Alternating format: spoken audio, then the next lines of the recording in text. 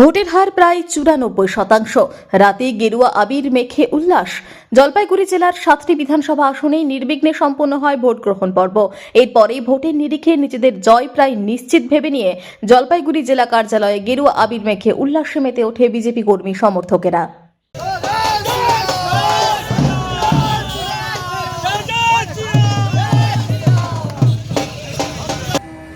স্বতঃস্ফূর্তভাবে মানুষ ভারতীয় জনতা পার্টির প্রতীক চিহ্নে পদ্ম বলে ভোট দিচ্ছেন আমাদের প্রার্থী দীনেশ দার সমর্থনে।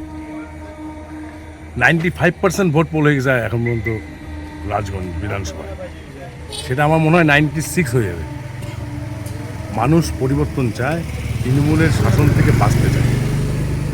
এই লুটেরা, রাষ্ট্রবিরোধীরা এবং কাটমানি খাওয়ার স্বৈরাচারী সরকারের হাত থেকে বাঁচবার জন্য মানুষ ভারতীয় জনতা পার্টিকে আশীর্বাদ করছে। নাহলে বিকাল ৩টার সময় 82% ভোট হয়ে যায়, বুঝতে পারেন না কোথায় পরিস্থিতি আছে। দাদা, এখনও রাজগঞ্জের তৃণমূল কংগ্রেস প্রার্থী স্বপ্না বর্মন ময়দানে, কিন্তু বিজেপি যিনি ক্যান্ডিডেট ছিলেন সেভাবে নাকি তাকে দেখা যায়নি, এমনটাই তৃণমূলের অভিযোগ। মিডিয়ার কথা, ভোট বাক্স খুলবেন, স্বপ্না বর্মনকে 25,000 ভোট হারাবো।